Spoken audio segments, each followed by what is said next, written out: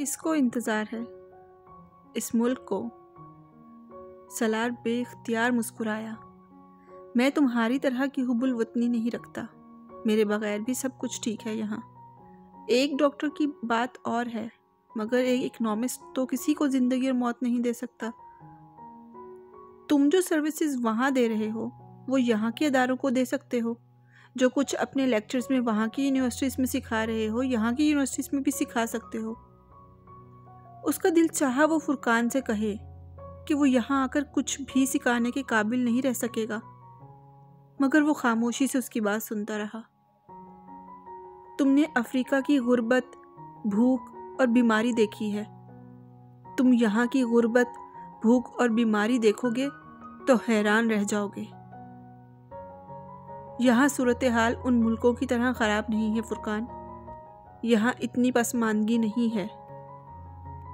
इस्लामाबाद के जिस सेक्टर में तुम पले बड़े हो, वहाँ रहकर इर्द गिर्द की ज़िंदगी का अंदाज़ा लगाना बहुत मुश्किल है। तुम इस्लामाबाद के करीबी गांव में चले जाओ, तब तुम्हें अंदाज़ा हो जाएगा कि ये मुल्क कितना खुशहाल है। फुरकान, मैं तुम्हारे इस प्रोजेक्ट में कुछ कंट्रीब्यूशन करना चाहता हूँ। सलार ने यकदम बात का मौजू बदलना चाहा। सलार, मेरे इस प्रोजेक्ट को फ़िलहाल किसी मदद की ज़रूरत नहीं है। तुम अगर ऐसा कोई काम करना चाहते हो, तुम खुद को किसी दूसरे गांव में इस तरह का काम शुरू करो। तुम्हारे पास तो फंड्स की कमी नहीं है। मेरे पास वक्त नहीं है। मैं अमेरिका में बैठकर ये सब नहीं चला सकता। तुम अगर ये चाहते हो तो किसी दूसरे गांव में भी स्कूल कायम कर लिया जाए, तो मैं इसे सपोर्ट करने को तैयार हूँ। मेरे लिए ज़ाती तौर पर वक्त देना मुश्किल है। फुरकान इस बार खामोश रहा। शायद उसे अंदाज़ा हो गया था कि सलार अब उसके इसरार पर कुछ झुंझला रहा था। बात का मौजू एक बार फिर फुरकान के गांव की तरफ मुड़ गया। वो दिन सलार की ज़िंदगी के यादगार तरीन दिनों में से एक था। वो इस स्कूल को देखकर वाकई बड़ा मुतासिर हुआ, मगर उससे भी ज़्यादा मुतासिर वो उस डिस्पेंसरी को देखकर हुआ था जहां वो गया था। उसे एक छोटा सा हॉस्पिटल कहना ज़्यादा बेहतर था। डॉक्टर्स के ना होने के बावजूद फिर भी वो बड़े मुनज़्ज़म तरीके से चलाया जा रहा था। उस दिन फुरकान की आमद मुतवक्को थी, तो उसके इंतज़ार में मरीज़ों की एक बड़ी तादाद भी मौजूद थी। फुरकान तो आते ही मसरूफ़ हो गया। हॉस्पिटल का अहाता मरीज़ों से भरा हुआ था। वहाँ हर उम्र और हर तरह के मरीज़ थे। नौज़ायदा बच्चे, औरतें, बूढ़े, जवान, सब। सलार अहाते में लाशऊरी तौर पर चहलकदमी करता रहा। वहाँ मौजूद चंद लोगों ने उसे भी डॉक्टर समझा तो उसके करीब चले आए। सलार उनसे बातचीत करने लगा। जिंदगी में वो पहली बार कैंसर के एक स्पेशलिस्ट डॉक्टर को एक फिजिशियन के तौर पर चेकअप करते और नुस्खे लिखते हुए देख रहा था, और उसने एतराफ़ किया, उसने ज़िंदगी में फुरकान से अच्छा डॉक्टर कभी नहीं देखा था।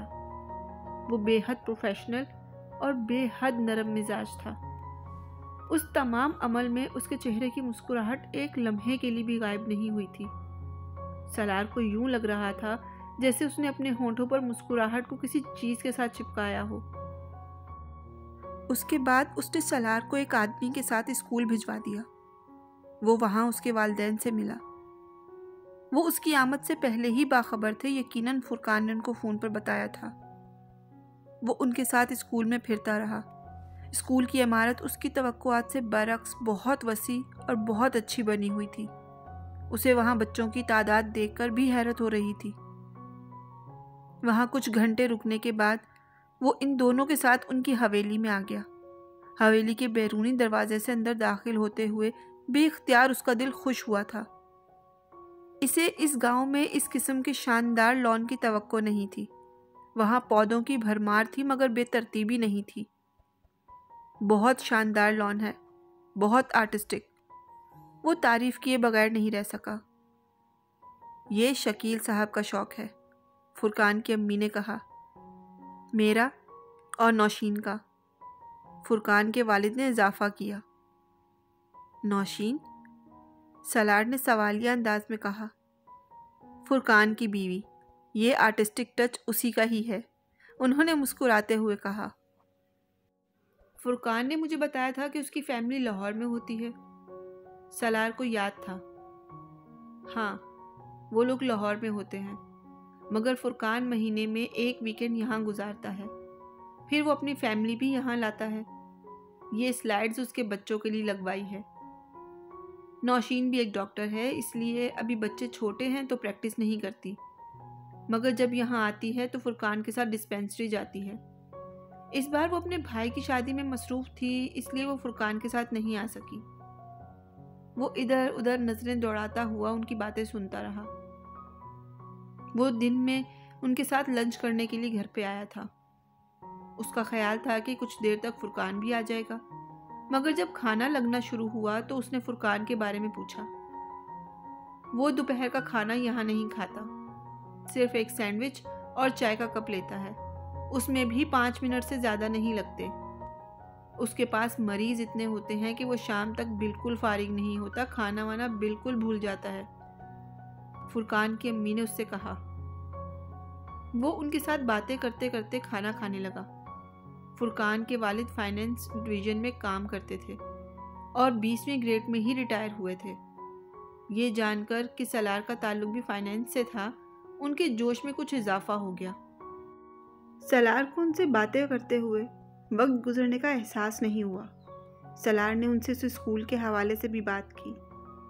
स्कूल के लिए हमें फ़िलहाल किसी चीज़ की ज़रूरत नहीं है, हमारे पास खासे फंड्स हैं। फुरकान का एक दोस्त एक नया ब्लॉग भी बनवा रहा है, बल्कि बन ही चुका है, तुमने तो देखा ही है। हाँ, तुम अगर कुछ करना चाहते हो तो डिस्पेंसरी के लिए करो। हमें एक मुस्तकिल डॉक्टर की ज़रूरत है और हम उसके लिए हेल्थ मिनिस्ट्री में भी बहुत दफ़ा दरख्वास्तें दे चुके हैं।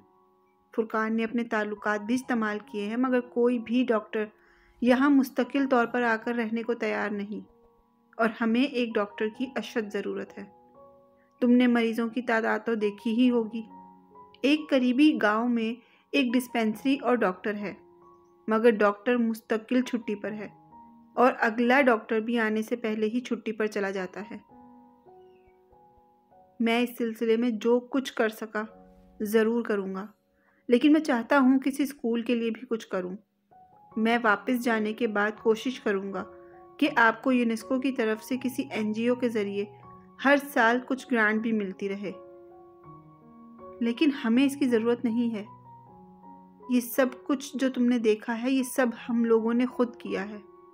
हमारी फैमिली ने, रिश्तेदारों ने, फैमिली फ्रेंड्स ने, मेरे वाकिफ़कारों ने, मेरे बच्चों के दोस्तों ने। हमें कभी किसी हुकूमती या बैनुल-अक़वामी एजेंसी की ग्रांट की ज़रूरत नहीं पड़ी। कब तक यूनेस्को आकर हमारे लोगों की भूख, जहालत और बीमारी ख़त्म करती रहेगी? जो काम हम अपने वसाइल से कर सकते हैं, वो हमें अपने वसाइल से खुद ही करने चाहिए। मैं सिर्फ ये चाहता था कि आप इस प्रोजेक्ट को और बढ़ाएं। सलार बेख्तियार बोलते हुए लड़खड़ाया। ये बहुत बढ़ जाएगा। तुम 20 साल बाद यहाँ आकर देखोगे तो ये गांव तुम्हें एक मुख्तलिफ गांव मिलेगा। जितनी गुर्बत तुमने आज यहाँ देखी है, वो तब नहीं होगी। उनका कल आज से मुख्तलिफ होगा। फुरकान के वालिद ने बेहद इत्मीनान से कहा और सलार चुपचाप उन्हें देखता रहा। दोपहर के करीब उसे फुरकान ने डिस्पेंसरी से फ़ोन किया। कुछ रस्मी गुफ्तगू करने के बाद उसने सलार से कहा, अब तुम्हें वापस इस्लामाबाद के लिए निकल जाना चाहिए। मैं चाहता था कि खुद तुम्हें वापस छोड़ कर आऊँ, मगर यहाँ बहुत रश है। जो लोग दूसरे गांव से आते हैं, अगर मैं उन्हें आज चेक नहीं कर सका तो उन्हें बहुत जहमत होगी। इसलिए मैं अपने डिस्पेंसर को भिजवा रहा हूँ, वो गाड़ी में तुम्हें इस्लामाबाद तक छोड़ आएगा। उसने प्रोग्राम तय किया।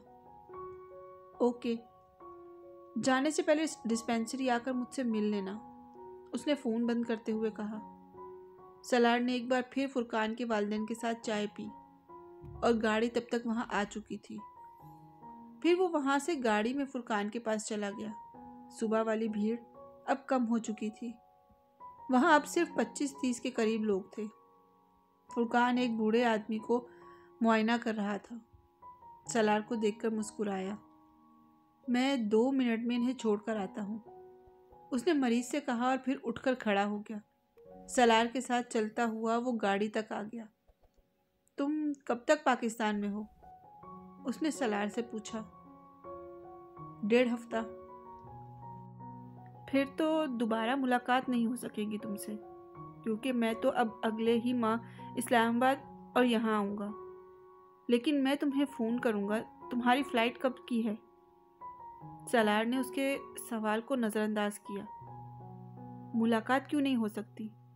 मैं लाहौर आ सकता हूँ, अगर तुम इनवाइट करो। फुरकान कुछ हैरानी के अंदाज में मुस्कुराया। सलार ने उससे हाथ मिलाते हुए गाड़ी में बैठ गया।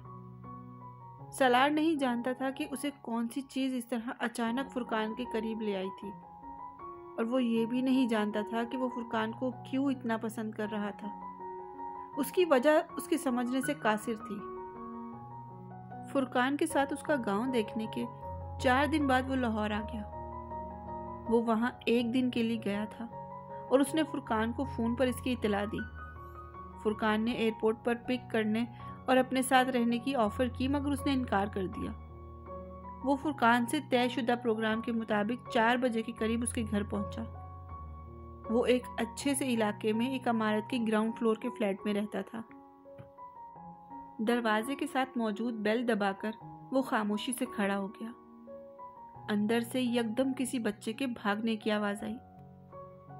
एक 4-5 साल की बच्ची दौड़ती हुई आई।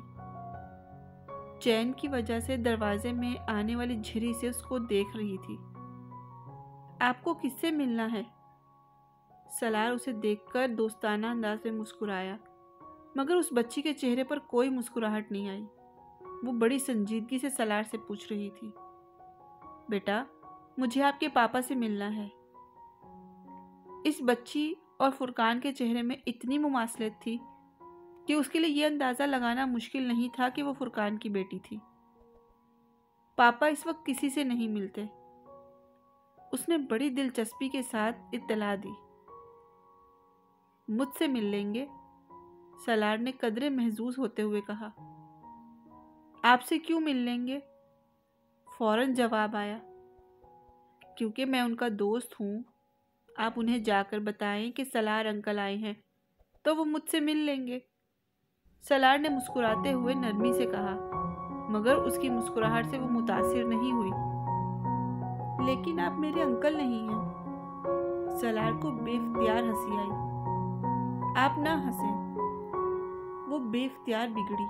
सलार पंजों के बल उसके मुकाबिल बैठ गया। अच्छा, मैं नहीं हंसता। उसने चेहरे की मुस्कुराहट को छुपाया। आप इस फ्रॉक में बहुत अच्छी लग रही हैं। वो अब उसके करीब बैठते हुए उसका जायजा लेते हुए उसको कहने लगा। उसकी तारीफ ने दरवाजे की झिरी में से झांकती हुई मोहतरमा के तासुरात में और मूड में कोई तब्दीली नहीं की। लेकिन आप मुझे अच्छे नहीं लगे। इसके जुमले से ज्यादा उसके तासुरात ने सलार को महसूस किया। वो अब कुछ दूर से फ्लैट के अंदर किसी के कदमों की आवाज सुन रहा था, यानी दरवाजे की तरफ कोई आ रहा था। क्यों? मैं क्यों अच्छा नहीं लगा? उसने मुस्कुराते हुए इत्मीनान से पूछा। बस नहीं अच्छे लगे। उसने नागवारी से गर्दन को झटका। नाम क्या है आपका? वह कुछ देर उसे देखती रही और फिर उसने कहा, इमामा। सलार के चेहरे की मुस्कुराहट यकदम गायब हो गई। उसने दरवाजे की झिरी में से इमामा के अकब में फुरकान को देखा। वो इमामा को उठाते हुए दरवाजा खोल रहा था तो सलार खड़ा हो गया। फुरकान नहाकर निकला था तो उसके बाल गीले और बेतरतीब थे। सलार ने मुस्कुराने की कोशिश की, मगर वो फौरी तौर पर कामयाब नहीं हो सका। फुरकान ने सलार से हाथ मिलाया। मैं तुम्हारा ही इंतजार कर रहा था, वो उसके साथ अंदर जाते हुए बोला। दोनों अब ड्राइंग रूम में दाखिल हो रहे थे। इमामा फुरकान की गोद में चढ़ी हुई थी और उसे मुसलसल कान में कुछ बताने की कोशिश कर रही थी, जिसे फुरकान मुसलसल नजरअंदाज कर रहा था। अंकल सलार से मिली हैं आप? फुरकान ने सलार को बैठने का इशारा करते हुए इमामा से पूछा। वो खुद भी अब सोफे पर बैठ रहा था। ये मुझे अच्छे नहीं लगते। उसने अब तक अपनी नापसंदीदगी को उस तक पहुंचाया। बहुत बुरी बात है इमामा, ऐसे नहीं कहते, फुरकान ने सर्जनिश करने वाले अंदाज में कहा। आप अंकल के पास जाएं और उनसे हाथ मिलाएं। उसने इमामा को नीचे उतारा। वो सलार की तरफ जाने की बजाय एकदम भागती हुई बाहर चली गई। हैरानी की बात है इसे तुम अच्छे नहीं लगे, वरना इसको मेरा हर दोस्त बहुत अच्छा लगता है। आज इसका मूड भी कुछ ऑफ है, फुरकान ने मुस्कुराते हुए वजाहत दी। ये नाम का असर है। मुझे हैरानी होती अगर इसे मैं अच्छा लगता, सलार ने सोचा। चाय पीते हुए दोनों आपस में बातें कर रहे थे। बातों के दौरान सलार ने उससे कहा, 1-2 हफ्ते तक तुम लोगों की डिस्पेंसरी में डॉक्टर आ जाएगा। उसने सरसरी से अंदाज में कहा। यह तो बहुत खुशी की बात है। फुरकान यकदम बहुत खुश हुआ। इस बार वो डॉक्टर रहेगा वहां मुस्तकिल। अगर ना रहे तो मुझे बताना। मेरी समझ में नहीं आ रहा तुम्हारा शुक्रिया कैसे अदा करूं। डिस्पेंसरी में एक डॉक्टर की दस्तयाबी सबसे बड़ा मसला रहा है। इसकी ज़रूरत नहीं है। वहां जाने से पहले मुझे ये तवक्को नहीं थी कि तुम और तुम्हारी फैमिली इस काम को इस स्केल पर और इतने ऑर्गेनाइज्ड अंदाज में कर रहे हो। मैं तुम लोगों के काम से दरहकीकत बहुत मुतासिर हुआ हूँ और मेरी ऑफ़र अभी भी वही है। मैं इस प्रोजेक्ट के सिलसिले में तुम्हारी मदद करना चाहता हूँ, उसने संजीदगी से फुरकान से कहा। सलार, मैंने तुमसे पहले भी कहा है कि मैं चाहूँगा कि तुम इसी तरह का कोई प्रोजेक्ट वहाँ किसी दूसरे गांव में शुरू करो। तुम्हारे पास मुझसे ज़्यादा ज़राए हैं और तुम मुझसे ज़्यादा अच्छे तरीके से प्रोजेक्ट चला सकते हो। मैंने तुमसे पहले भी कहा था, मेरा मसला वक्त है। मैं तुम्हारे जितना वक्त नहीं दे सकता और फिर मैं पाकिस्तान में भी नहीं रह सकता। तुम्हारी तरह मेरी फैमिली मेंबर्स भी इस मामले में मेरी मदद नहीं कर सकते। सलार ने अपना मसला बताया। चलो इसमें बाद में बात करेंगे, अभी तो तुम चाय पियो, फिर मैं तुम्हें अपने साथ लेकर जाऊंगा। फुरकान ने मौजू बदलते हुए कहा। कहाँ? ये तो मैं तुम्हें रास्ते में ही बताऊंगा। वो अजीब से अंदाज में मुस्कुराया। मैं वहां जाकर क्या करूंगा? सलार ने गाड़ी में बैठते हुए फुरकान से पूछा। वही जो मैं करता हूं, वो सिग्नल पर गाड़ी रोकते हुए बोला। और तुम वहां क्या करते हो? ये तुम वहां पहुंचकर देख लेना। फुरकान उसे किसी डॉक्टर सबतली के पास लेकर जा रहा था, जिसके पास वो खुद भी जाया करता था। वो कोई मजहबी आलिम थे और सलार को मजहबी उल्मा से कोई दिलचस्पी नहीं थी। वो पिछले चंद सालों में इतने मजहबी उल्मा के असली चेहरे को देख चुका था कि अब वो मजीद इन जगहों पर अपना वक्त ज़ाया नहीं करना चाहता था। फ्रैंकली स्पीकिंग, फुरकान, मैं इस टाइप का हूँ नहीं जिस टाइप का तुम मुझे समझ रहे हो। उसने कुछ देर खामोश रहने के बाद फुरकान को मुखातिब किया। किस टाइप के? फुरकान ने गर्दन मोड़कर उसे देखा। यही पीरी मुरीदी या बैत वगैरह, या जो भी तुम उसको समझ लो, उसने कदरे साफगोई से कहा। इसीलिए तो मैं तुम्हें वहां ले जा रहा हूं। तुम्हें मदद की जरूरत है। सलार ने चौंक कर उसे देखा। वो सड़क को देख रहा था। कैसी मदद? अगर कोई हाफिज कुरान रात को एक पारा पढ़े और फिर भी नींद लाने के लिए उसे नींद की गोलियां खानी पड़े, तो फिर कहीं ना कहीं कुछ ना कुछ गलत ज़रूर है। कई साल मुझे भी एक बार बहुत बुरा डिप्रेशन हुआ था। मेरा जहन भी बहुत उलझ गया था। फिर कोई मुझे डॉक्टर साहब के पास लेकर गया। 8-10 साल हो गए हैं मुझे अब वहाँ जाते हुए। तुमसे मिलकर मुझे एहसास हुआ कि तुम्हें भी मेरी तरह किसी की मदद की ज़रूरत है, रहनुमाई की ज़रूरत है, फुरकान ने नरम लहजे में कहा। तुम क्यों मेरी मदद करना चाहते हो? क्योंकि दीन कहता है कि तुम मेरे भाई हो, उसने मोड़ मोड़ते हुए कहा। सलार ने गर्दन सीधी कर ली। वो अब इससे मजीद क्या पूछता। उसे मजहबी उल्मा से कोई दिलचस्पी नहीं थी। हर आलिम अपने फिरके की तारीफ में ज़मीन और आसमान के कलाबे मिलाने में माहिर था। हर आलिम को अपने इल्म पर गरूर था। हर आलिम का लुब्बे लुबाब यही होता कि मैं अच्छा हूँ, बाकी सब बुरे हैं। मैं कामिल हूँ, बाकी सब नामुकम्मल हैं।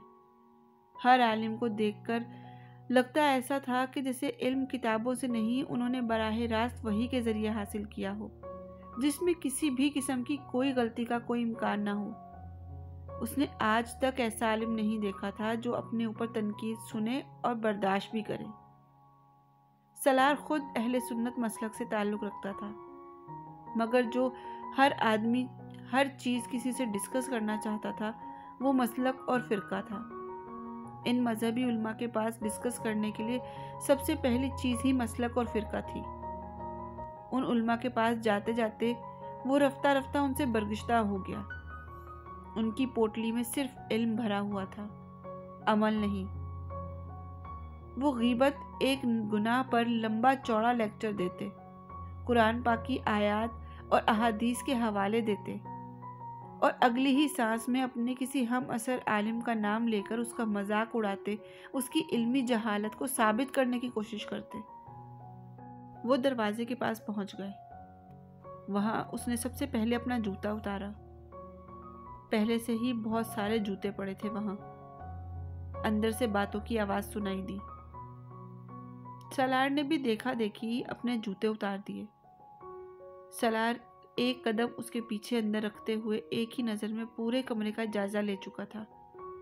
वो एक कुशादा कमरे में था जिसके फर्श पर कारपेट बिछा हुआ था।